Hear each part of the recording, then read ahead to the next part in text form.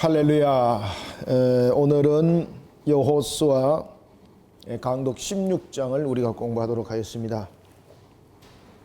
여호수아 16장은 이제 하나님 나라 건설을 할 때에 참 우리가 눈에 보이는 것, 눈에 보이지 아니한 것, 이 모든 것들이 전투 속에 놓여지게 됩니다. 눈에 보이는 것은 상황적 측면에서의 전투고, 눈에 보이지 않는 것은 영적 측면에서의 전투가 양갈래 속에서 벌어지게 되는데, 어떤 것도 우리가 소홀함을 여기서는 안 됩니다. 편리 위주를 바라보게 되고, 또한 여러 가지 상황적 측면에서 다음에 이렇게 하다가 끝나는 경우들이 많습니다. 그래서 우리가 성경도 그 이야기를 합니다.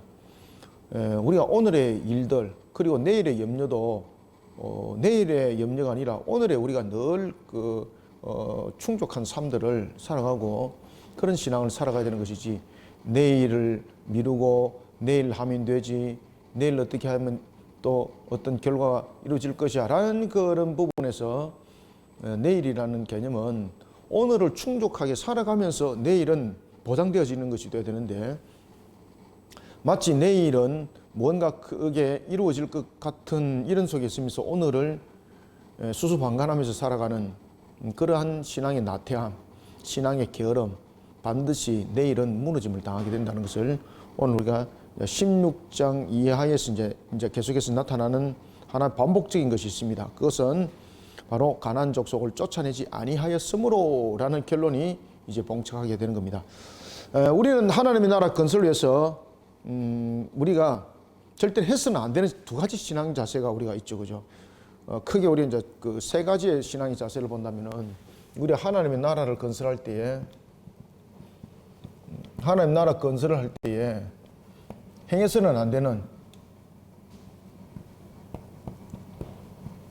되는 세 가지 신앙의 자세. 뭐겠습니까? 이 신앙의 자세 속에서 이 세 가지 공통점들은 전부 다 자신의 가지고 있는 신앙의 어떤 긴박감을 다 놓쳐버린 상태 속에서 나타나는 것이죠. 첫 번째는 하나의 현실에 안주하는 신앙은 매우 좋지 않습니다. 물론 이제 우리가 이제 현실에 우리가 충실하는 것은 좋은데, 현실에 충실하는 것이 아니라 현실에 안주하는 것은 또 다릅니다.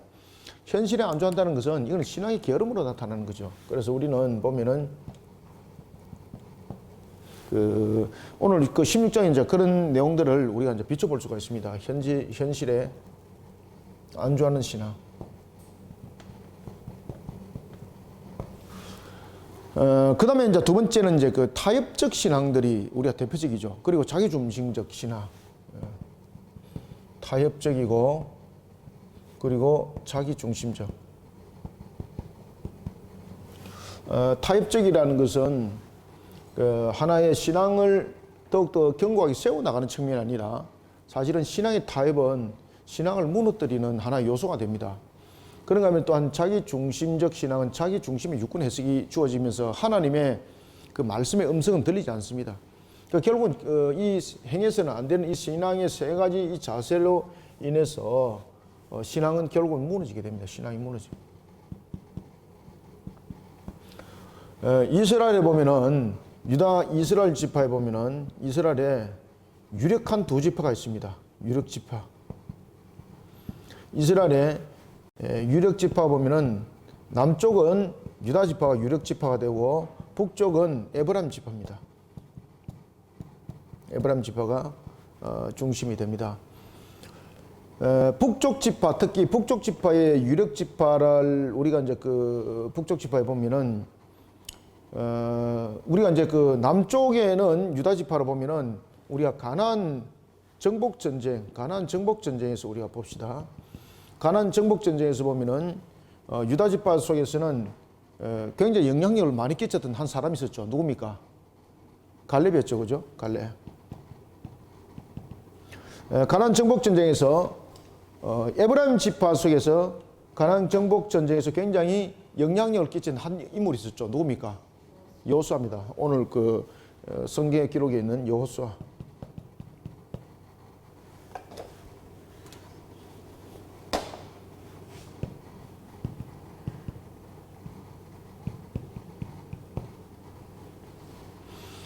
그런가 하면 이제 지도자의 모습 속에서 우리가 이제 보면은 요소가 있고요. 그 다음에 지도자의 입장에서 이제 보면은, 지도자의 입장에서 보면은 이 유다 지파가 왕족을 이제 형성하게 되는 거죠. 그죠? 왕권을 형성하게 되는 거죠. 그런가 하면 이제 에브라임 지파에서 이제 우리가 이제 이 내용들을 보면은, 이 에브라임 지파 속에서 특히 이제 여러 가지 부분들의 이제 모습들이 나타납니다. 그 에브라임 산지에 이제 레위인들이 이제 그 있었던 그 속에서 보면 또 사무엘이 등장하게 되고 이런 여러 가지 부분들이 이제 등장하게 되는데, 남쪽과 북쪽은 명확하게 이제 구별이 되게 되는 거죠. 남쪽 지파는 이제 왕권으로서 이 모든 것들이 중심을 세력을 잡아 나간다면은, 이제 에브라임 지파 속에서도 그 이게 이제 그 여러분들이 잘 아시는 것처럼 이 속에서 이제 지도자들이 등장하지만은 이스라엘을 전체적으로 이끌어가는 지도자가 이 속에서는 등장하지 않습니다. 그런데 북쪽과 남쪽에 있어서 유력 지파였던 이 두 지파가 굉장히 큰 영향력을 끼치게 되는데, 그 영향력은 바로 뭔가 하면요, 이러한 현실에 안주하는 신앙, 타협적 신앙, 이런 자기중심적 신앙, 이것이 다른 지파에게 영향력을 끼치게 됩니다. 그러면서 가나안 정복 전쟁이, 결국은 가나안 정복 전쟁이 어떻게 되는가 하면은 자신들이 정복하는 전쟁이 되는 것이 아니라 결국은 자신들이 지배를 당한 구조를 형성하게 되는 놀라운 모양을 갖춰가게 됩니다. 나중에 자신들이 지배를 당하게 됩니다. 지배를 당하는 구조. 가나안 정복 전쟁을 분명히 펼쳤는데, 그들이 왜 가나안 정복 전쟁에서 오히려 지배를 당하는 구조를 형성하게 되었는가라는 것은요, 바로 이 신앙이 잘못된 자세 때문에 그렇습니다. 오늘 본문에 이제 말미에 이제 그 이야기를 딱 하는데, 우리가 유다 지파는 지난주에 봤죠, 그죠? 유다 지파가 성읍을 분배를 받았던 것이 112성읍이었죠. 굉장히 세세하게 그 내용들을, 성읍에 대한 내용들을 설명을 해 나오고 있는데, 오늘 16장에 보면은 에브라임 지파와 그리고 이제 므낫세 지파, 특히 이제 17장에 보면은 므낫세 반지파, 서쪽에, 동쪽에는 이미 기업의 분배를 받았고 서쪽에 므낫세 반지파에 대해서 이제 그 내용들을 이야기를 할 때는 유다 지파처럼 그렇게 내용들이 많지 않습니다. 오늘 그 에브라임과 그리고 또한 그런 자손들의 그 내용들도 보면은 이 속에서 유다 지파도 마찬가지입니다만은 이 속에서 공통점들이 나타나고 있는데, 그것은 바로 무엇이겠습니까? 유다 지파 속에서도 그 모습이 나타났죠. 유다 지파 속에서도 15장 63절 한번 보십시오. 공통점입니다, 이게. 두 유력 지파가 이 부분에서 좋은 영향력을 끼치지 못합니다. 우리가 어떤 일들 할 때에 좋은 영향력을 끼쳐야 되잖아요. 그런데 이 두 유력 지파가 좋은 영향력을 못 끼치다 보니까 이 영향력들이 다른 지파에 그대로 전가됩니다. 현실에 안주하고 타협적이고 자기중심적이고, 이 속에서 왜 무너질 수밖에 없는가 하면 하나님께서 정복 전쟁을 끝까지 행하라 그랬거든요. 끝까지 행하는 것은 어떤 일정한 정복 전쟁, 자신들이 땅을 차지하는 그런 내용들을 담고 있는 것이 아니라 하나님의 신앙의 절개를 지켜나가는 측면에서의 우리의 모습들이 어디까지 펼쳐져 나가야 되는가라는 것입니다. 여러분들, 우리의 신앙에 관한 절개를 지켜나가는 것은 한순간 또는 어떤 한 철에 지켜서 되는 내용이 아닙니다. 내 생명이 다하는 그날까지 신앙을 지켜 나가기 위해서는 영적 전투는 그 끝날까지 가야 되는 것이고, 주님이 오시는 그날까지입니다. 이 신앙의 절개를 지키기 위해서 우리는 언제까지 이런 영적 전투를 치러야 됩니까? 라고 묻는다면요, 내 생명 연한이 다하는 그날까지, 또는 주님이 오시는 그날까지입니다. 아시겠습니까? 그만큼 신앙의 경계끈을 놓쳐버리게 되면은 마귀는 어김없이 그 빈틈을 차고 들어온다는 사실을 우리는 인식하셔야 됩니다. 마귀는 그런 틈을 항상 여유를 노리고 있는 것이죠. 우리에게 이런 현실적 안주, 타협적인 문제, 자기중심적 문제, 이 속에서 빈틈이 항상 생기게 되어 있거든요. 그러니까 한편에서는 마귀가 모르는 채 하면서 가면서 딜로는 다 쳐다보고 있는 거예요. 그래서 우리는 이쯤 하면 되겠지라는 신앙 자세가 제일 위험합니다. 내가 신앙을 이쯤 하면 되겠지. 신앙은 이쯤이 아닙니다. 신앙은요, 매일매일 날마다 새롭게 이루어져야 됩니다. 그래서 주님이 오시는 그날까지, 내 생명의 연한이 다하는 그날까지 신앙은 날마다 날마다 새 옷을 갈아입은 상태의 모습들로 세우지 않으면 이만하면 됐지 하는 그 속에서 틀림없이 넘어뜨리는 역사, 마귀가 공격을 가하는 역사 나타납니다. 여러분들. 그래서 15장 63절도 그 이야기를 하고 있지 않습니까? 한번 읽어볼까요? 시작. 예루살렘 주민 여부수 족속을 유다 자손이 어떻게 했다고요? 그렇지, 쫓아내지 못하였으므로 여부수 족속이 오늘까지 유다 자손과 함께 예루살렘에 거주하니라 하며. 자, 여러분들, 유다 족속이 이들을 쫓아낼 만한 어떤 여력이 없어서가 아닙니다. 지금 여부수 족속보다도 더한 전투를 그들은 치렀고, 그런 속에서 그들은 헤브론을 점령했지 않습니까? 그죠? 그런데 이 여부수 족속들은 좀 찔기긴 찔겨요. 분명히 이 초기에 가나안 정복 전쟁에서 이들을 몰아냈거든요. 근데 이들이 뿔뿔이 흩어진 상태에서 왜 여러분 잡초 같은 들풀이 있지 않습니까? 난주 싹 다 갈아엎었는데 난주 어느덧 보니까 관리를 안 하니까 잡초가 제일 먼저 자라죠, 그죠? 여부수 족속이 똑같습니다. 이들이 초기에 정복 전쟁에서 이미 패전을 했고, 그리고 그 예루살렘이라는 그 지역들을 차지를 했었습니다. 그런데 이 부분에 대해서 확연한 정복 전쟁이 이루어지지 못한 상태. 그러다 보니까 이 여부수 족속들이 마치 들의 풀처럼 여기저기서 자라나는데, 그래 이들이 여기저기서 자라나는 것으로 끝나는 것이 아니라 자기들끼리 규합을 해버립니다. 규합을 하면서 한 지역을 차지하기 시작하는데, 이 속에서 유다 자손들이 그 부분에 대해서 자신들의 실리적 계산을 하게 되는 거죠. 현실 안주를 딱 하게 되는 거죠. 타협을 하게 되는 거죠. 그러면서 한 공간을 비워버리게 되는 겁니다. 이것이 나중에 자신들의 큰 올무가 되는 겁니다. 그리고 또 하나는 이 예루살렘 지역은 베냐민 지파와 경계가 되다 보니까 나중에는 이 지파도 완전 정복하지 못하고 저 지파도 완전 정복하지 못하는 이런 쪽에 결국은 여부 족속이 그 하나의 자신들이 그 전체를 정신적 지주 측면에서 오히려 군림하는 그런 일들이 벌어지게 됐던 것입니다. 그러면서 10절도 한번 보십시오. 16장 17절을 보면은 그들이 게셀에 거주하는 가나안 족속을 쫓아내지 아니하였으므로, 여기서 쫓아내지 못하였고 쫓아내지 아니하였으므로라는 것은 어떤 능력이 안 되기 때문이 아닙니다. 이 부분들은 바로 현실에 안주하고 타협하는 신앙 속에서 이런 결과가 나온 겁니다. 그러면서 심지어 이 부분들을 다른 지파들은 어떻게 하는가 하면은 계산을 또 하는 거죠. 어떤 계산을 하게 되는가 하면은 이들을 진멸하기보다는 차라리 우리의 수발드는 종으로 쓰는 것이 낫겠다 라면서 이렇게 또 현실적 타협 속에서 자기중심적 해석을 딱 해버려요. 나중에요, 그 일로 인해서 자신들이 처음 다 무너집니다. 자신들의 모습 속에서 자기중심적으로 해석을 합니다. 그러면서 그들을 하나의 종살이로서 자신들의 하나의 소유물처럼 그들을 함께 있으면서 그들을 다스리기 시작하는데, 그것이 나중에는 역전이 돼가지고 자신들이 다스림을 받게 되는 겁니다.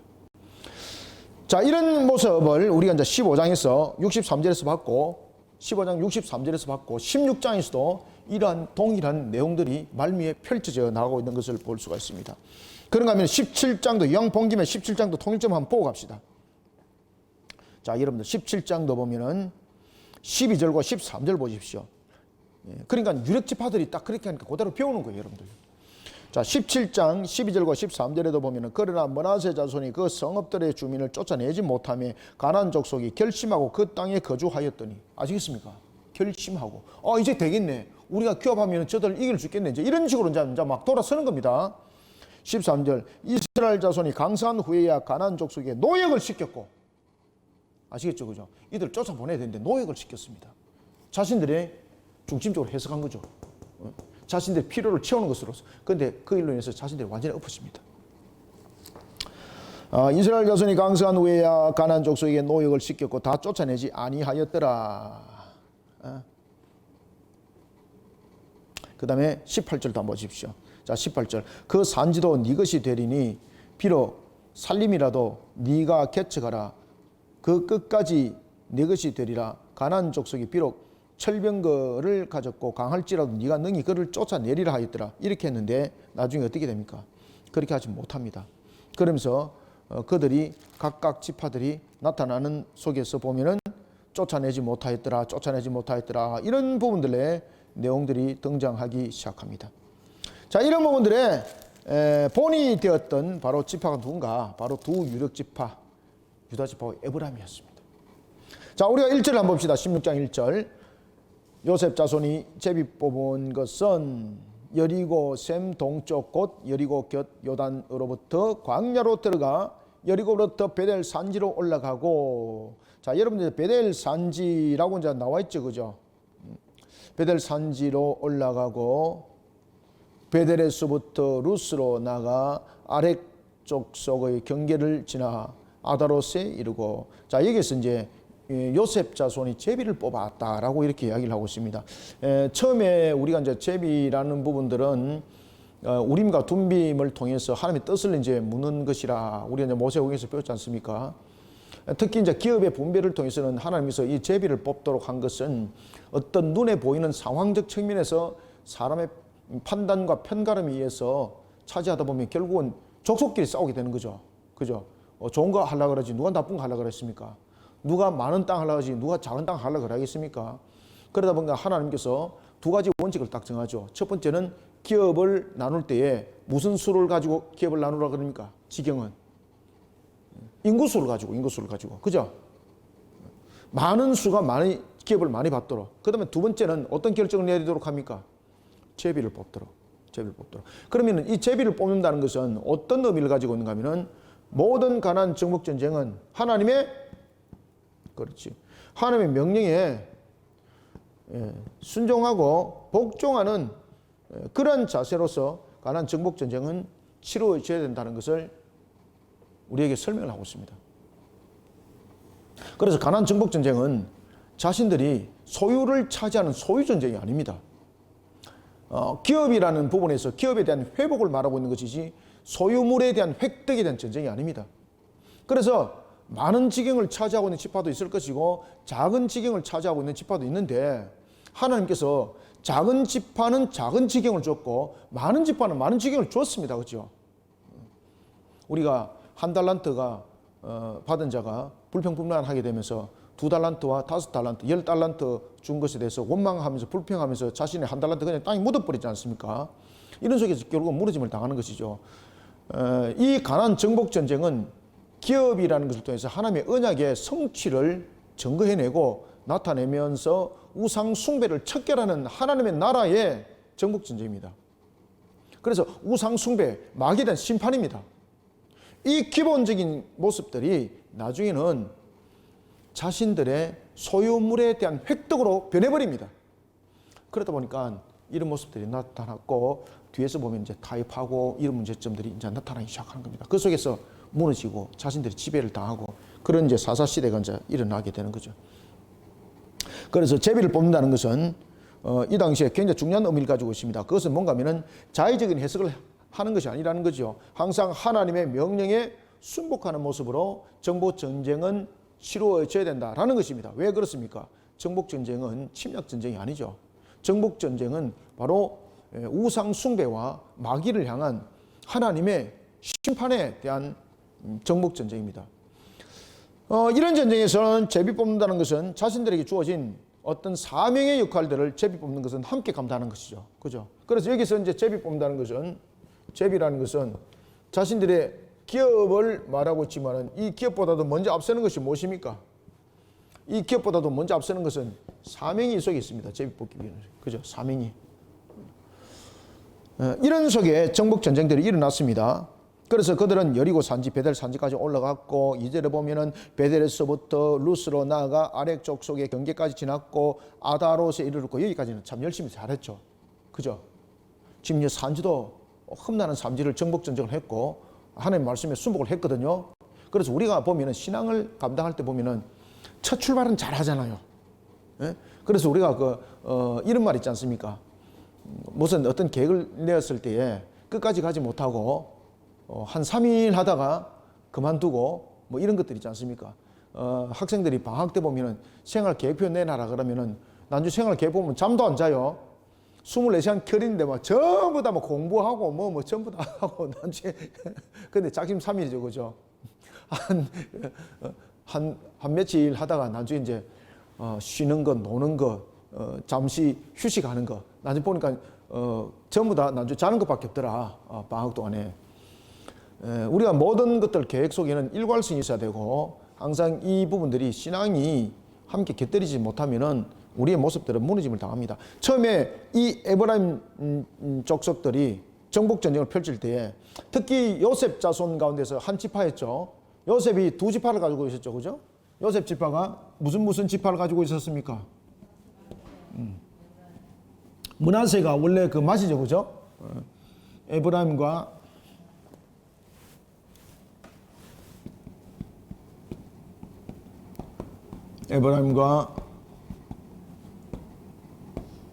므낫세. 원래 므낫세가 이제 장자인데 축복에 관해서 그 내용들의 순서가 바뀌죠. 정말로 에브라임과 므낫세 지파는 축복의 지파지 않습니까? 정복 전쟁도 그래 했습니다. 므낫세 지파가 서쪽에서 남은 그 분깃에 대한 정복 전쟁도 대단했습니다. 물론 동쪽도 훌륭했습니다만은, 그런데 이 정복 전쟁이 작심 삼일. 처음에는 열심히 했는데 그 열심히 끝까지 가지 못하는 겁니다. 우리의 신앙은 여러분들, 제가 서두에도 말씀드렸죠. 우리의 신앙의 영적 전투, 그 열심은 언제까지라고요? 우리의 신앙은 하루 이틀 3일 뭐 한 달 신앙이 아닙니다. 과거에 내가 그만큼 했어요. 이거는 여러분들 죄송합니다만은 절대 자랑거리가 되지 못합니다. 신앙이라는 것은 항상요 현재형입니다. 현재형. 항상 현재입니다. 현재. 과거와 미래도 아닙니다. 과거에 내가 그래 했어가 아닙니다, 여러분들. 항상 신앙과 믿음은 현재형입니다. 우리가 여러분 현재의 모습으로 구원받지 미래의 모습으로 구원받는 것도 아닙니다. 과거의 모습으로 구원받는 것도 아니고 항상 현재의 상태 속에서 우리가 구원이거든요. 그래서 신앙은 항상 현재형이 되어야 되는 현재형. 현재형이 항상 되어야 됩니다. 그래서 여기서 보면은 3절도 보십시오. 서쪽으로 내려가서 야브렛 족속의 경계와 아래 벳호론과 게세레까지 이르고 그 끝은 바다라. 4절 요셉의 자손 므낫세와 에브라임이 그들의 기업을 받았더라. 자, 여러분들 이 속에서 보면은 그들이 베델 산지에 올라갔고 그리고 루스로 나아갔고 이런 부분들의 내용들을 보면은 분명히 초반에는 아주 신앙의 그러한 모습들을 바르게 세우면서 하나님의 말씀에 굉장히 순복하죠. 그런데 끝까지 가지 못합니다. 신앙은요, 우리가 참 중요한 것들은 첫 출발도 중요하지만은 항상 현재 신앙이 굉장히 중요합니다. 그래서 우리는 내일을 염려하면서 살아가는 것이 아니라요, 내일 신앙 그렇게 하면 되지라고 말하는 사람들 중에서 제가 지금까지 기억에 신앙 똑바로 한 사람 죄송합니다만은 한 명도 못 봤습니다, 제가. 그래서 신앙은요, 항상 현재 모습 속에서 나를 단단하게 세워야 됩니다. 오늘 이 정복 전쟁에서 똑같은 결론이 나타났습니다. 똑같은 결론이. 자, 이제 5절도 한번 봅시다. 에브라임 자손의 기업에 대해서 말합니다. 에브라임 자손이 그들의 가족대로라는 것은 공평히 하나님께서 모든 것들을 기업을 나눠줬다는 것이죠. 에브라임 가족이, 자, 여러분들 에브라임 그러면 여러분들이 잘 기억나시겠습니다만은 에브라임 그러면은 가장 그 하나의 지도자로서 명망 있게 첫 출발을 했던 사람이 바로 여호수아지 않습니까? 그죠? 여호수아가 얼마나 대단합니까? 여호수아 끝에 보면은 온 가족들 모아놓고 너희들도 선택하라 그러지 않습니까? 온 지파들 모아놓고 나와 내 가족은 오직 여호와 하나님 한 분만을 섬길 것이니 너희들도 그리하여서 너희들이 무엇을 선택할 것인지 결정하라. 왜 그렇게 단호한 결정을 했을까요? 그것이 왜 유언이었을까요? 이 정복 전쟁이 가지는 의미가 무엇인지를 여호수아가 정말로 마지막으로 가르칠, 생명의 연한이 닿는 그날까지 가르칠 그 정도로 영적으로 굉장히 대단한 사람이었습니다. 그런데 그 대단한 그 영적 영향력은 끝까지 살아남아 있어야 됩니다. 그죠? 자, 에브라임 자손이 그들의 가족대로 받은 지역은 이러하니라. 그들의 기업의 경계는 동쪽으로 아따레스 윗 벳호론에 이르고 또 서쪽으로 나아가 북쪽 믹므다에 이르고 동쪽으로 돌아 다낫 실로에 이르러 야노아 동쪽을 지나고. 여러분들 아무리 기업의 경계를 가지고 지도표 나누고 이건 너 해라 저거 너 해라 이렇게 하면 뭐합니까? 그죠? 그럼 뭐합니까? 신앙으로서 그것을 정복하지 못하면은 결국은 전부 다 그림이 떡인데. 그래서 에브라임 지파가 처음에는 이 정복 전쟁에서 굉장히 열심히 했습니다. 유다 지파도 마찬가지고 모든 지파들이 모범이 되는데 끝 마무리가 나중에 모든 지파들에게 악령 끼칩니다. 나중에. 또 서쪽으로 6절 또 서쪽으로 나아가 북쪽 믹므다에 이르고 동쪽으로 돌아 다낫 실로에 이르러 야노아 동쪽을 지나고 야노에서부터 아다롯과 나라로 내려가 여리고를 만나서 요단으로 나아가고. 이게 여러분 지금 이 하나의 자신들의 기업일 뿐만 아니라 지금 현재 정복 전쟁을 지금 펼쳐나가고 있는 것을 우리가 이제 볼 수가 있는 것이죠. 이와 같이 성취를 지금 해나가고 있습니다. 하나님의 약속의 말씀을 지금 성취해 나가고 있는 거죠. 그런데 이 축복을 받은 그러한 그들이 하나님의 명령을 끝까지 준행하지 않습니다.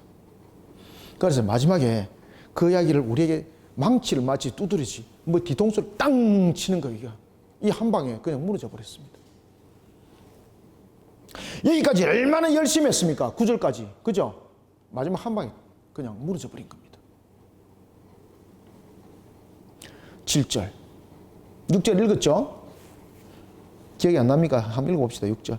또 서쪽으로 나아가 북쪽 믹므다에 이르고 동쪽으로 돌아 다낫 실로에 이르러 야노아 동쪽을 지나고 야노에서부터 아다롯과 나라로 내려가 여리고를 만나서 요단으로 나아가고 또 답보아에서부터 서쪽으로 지나서 가나 시내에 이르나니 그 끝은 어디라? 바다라. 에브라임 자손의 지파가 그들의 가족들을 받은 기업은 이러하였고 9절 그 외에 므낫세 자손의 기업 중에서 에브라임 자손을 위하여 구분한 모든 성과 그 마을도 있었더라. 자, 여러분 여기서 보면은 분명히 앞에서 보면은 요셉 자손이 제비 뽑죠. 그죠? 이 요셉 자손이 제비 뽑았다는 것은 이 둘이 하나로 묶었다는 이야기입니다. 나중에 이제 둘이 묶었던 것을 이제 기업을 나눠요. 그래서 우리가 이제 9절에 8절도가 9절에도 보면은 가족대로 기업을 받았다 그랬고 이제 9절에 보면 그 외에 므낫세 자손의 기업 중에서라고 말합니다. 앞에서 보면은 분명히 제비는 16장 1절에서 한 번 뽑았어요. 그런데 기업은 두 지파가 분깃을 받는 것은 이 제비를 두 번 뽑은 것이 아닙니다. 두 지파가 별개의 것이 아니라 형제지간에 있었기 때문에 하나의 제비를 뽑아서 이것을 나눈 거예요. 이해되시죠? 그죠? 그렇게 해서 열심히 정복전쟁을 이루었습니다. 여기까지는 참 좋았습니다.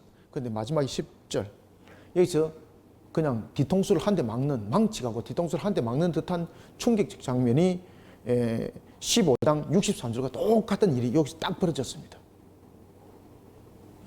10절 그들이 게셀에 거주하는 가나안 족속을 쫓아내지 아니하였으므로 여기서 여러분 보십시오.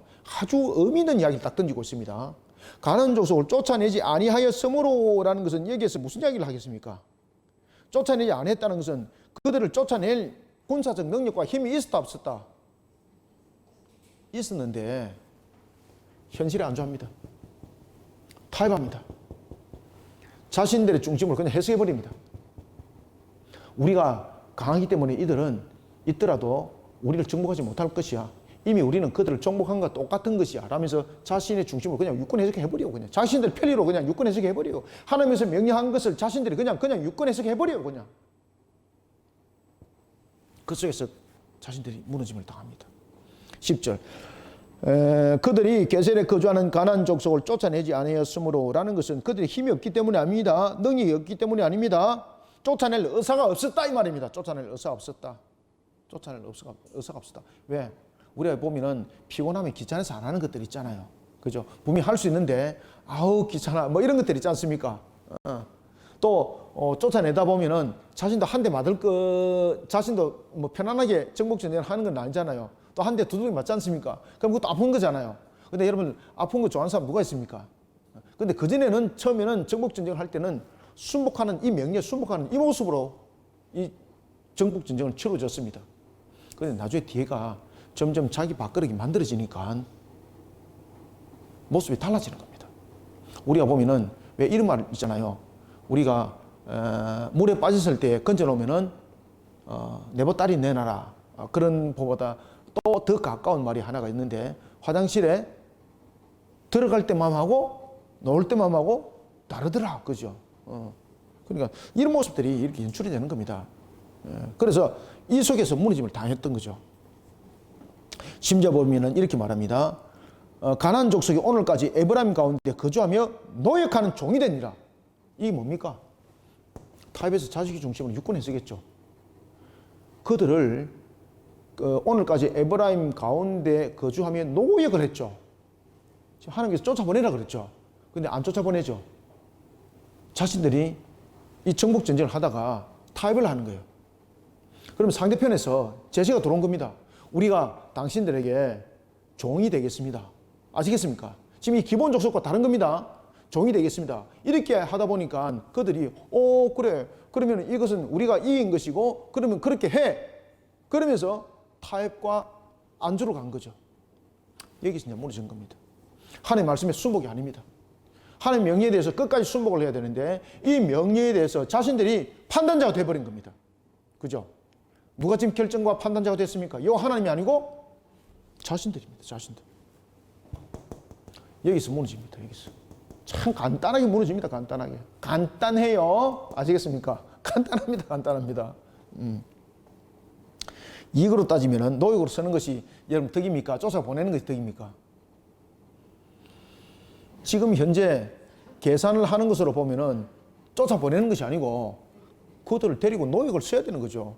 그죠? 그러면 자신들이 힘 안 들이고 벌이할 수 있고 자신들이 개간해야 되는데 그 노역할 자들이 없으면 자신들이 결국 개간해야 되잖아요. 그 산지 힘들잖아요. 근데 힘드는 거 이들이 다 해주고 거기다가 또 종까지 바치는데 쫓아보내겠습니까? 야, 그런 바보짓을 우리가 왜 하느냐? 일거양득이다. 그죠? 도랑치고 가지 잡고 뭐 이런 것들이 있지 않습니까? 하나를 했는데 두 가지가 걸리더라. 그 일거양득. 이 짓을 해가지고 이제 무너짐을 당하게 되는 역사가 일어나게 되는 겁니다. 자, 우리는 짧은 본문을 받고 이제 다음 주에도 원래는 제가 이제 16장, 17장 다 같이 하려고 했는데 또 우리의 또 사는 세월이 보면은 한 날이 열심히 하라 그랬고 또 내일은 또 내일 열심히 하면 되는 겁니다. 그죠? 그래서 16장 여기까지만 하고 그 다음에 이제 17장도 우리가 계속해서 앞에 제가 이미 봐왔죠. 그죠? 그런 똑같은 동일한 일들이 또 일어납니다. 그래서 우리는 여러분들요, 신앙의 본을 잘 보여야 됩니다. 응? 신앙의 본을 잘 보여야 됩니다. 그러니까 앞에 유력 지파들이 이런 신앙의 본을 딱 보이니까 뒤에 따라가는 지파들도 똑같이 그렇게 하는 겁니다. 똑같이. 자, 오늘은 우리가 여기까지 하겠습니다. 그래서 우리는 하나님 나라 건설을 위해서 항상 본이 되는 신앙의 자세를 끝까지 잃어버리지 않아야 됩니다. 우리 그렇게 할 수 있죠? 네, 아무도 대답 안 하시네, 그죠?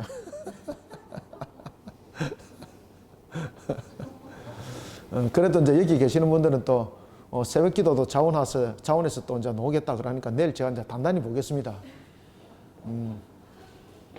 내일 새벽 기도 이제 안 나왔다 그러면 이제 이거는 뭐, 예. 자, 오늘은 여기까지 하겠습니다. 자, 감사합니다. 수고하셨습니다. 기도하겠습니다. 하나님 감사합니다. 오늘도 주께서 우리에게 열어주시는 말씀, 우리에게 끝까지 하나님의 명예에 순복하는 자세로서 주님이 오시는 그날까지 신앙의 긴장을 놓치지 아니하고 항상 동에 매는 신앙의 모습들로 우리를 하여금 세우지라고 오늘도 에브라임 지파의 말씀을 통하여 주셨습니다. 하나님께서 명한 바에 대하여 우리 거리심 교회가 바티스 사명으로 죽도록 충수하며 달려가고 있습니다. 때로는 지침도 있고 때로는 힘들도 있는 것이 현실이기도 합니다. 그러나 그러한 속에도 우리에게 주신 하나님의 사명이 오니 주께서 우리에게 세임도 줄 믿습니다. 우리에게 모든 진행해 나가는 과정 속에서 또한 장벽은 허물게 하시고 모든 부분들의 또한 과정들은 하나님께서 형통케 만들어 이기는 자 되게 할 줄 믿고 우리가 바티스 사명을 감당하고 있습니다. 이런 속에 우리 성도들의 모든 형편과 환경도 하나님께서 함께 책임져 주시고 주님의 거룩한 정복전쟁 산역사의 뜻을 펼쳐나가고자 하는 이러한 사역들 위해 은혜 담비를 부어 역사하여 주옵소서. 우리의 연약함과 부족함과 우리의 무지함을 아시는 하나님께서 모든 것을 하나님의 안에 충만케 채워 주님의 영광 나타나기 부족함이 없게 해주시며 모든 사역 속에 주님의 영광 드높이도록 우리 성도들 강한 손으로 붙잡아 바티스 사역 힘있게 행해 나가게 하여 주옵소서. 지금 현재 우리가 교리를 특강을 통해서 또한 우리가 특강을 통한 내용을 교리책을 발간하여서 한국교회에 영향력을 끼치고자 창조 목적과 그리스도 사역을 발간하였고 이제 출판이 9월 달에 이루어질 예정입니다. 이 모든 것에 대해서도 주님의 순적하게 이루어지게 역사하여 주옵소서. 그리고 또한 우리가 바티스 출판사뿐만 아니라 우리가 또한 준비 중에 있고 또한 학업 중에 있는 바티스 언어치료센터를 세우면서 다문화권과 그리고 또한 여러 가지 부분에 선한 영향력을 끼치기 위한 선교 도구로 우리가 또한 준비하고 있사오니 이 모든 사역도 은혜롭게 잘 펼쳐지게 도와주시며 또한 바티스 선교원을 통해서 우리가 수훈의 사역을 감당코자 하는 이 사역에도 동역자 허락하여 주시고 붙여 주시옵소서. 우리 바티스 후원 하나님께서 많은 사람들 조성하여 주시고 우리 바티스 후원자들을 많이 보내주셔서 주의 뜻을 힘있게 감당해 나갈 수 있는 우리의 밑거름들이 또한 만들어지게 하여 주옵소서. 오늘도 우리 모든 성도들에게 이와 같이 하나님께 주신 사명 끝까지 죽도록 충성을 다하는 모습 속에 달려가고자 하니 성령님의 기름 부어주시고 역사여 주옵소서. 예수님 이름으로 기도드립나이다. 아멘.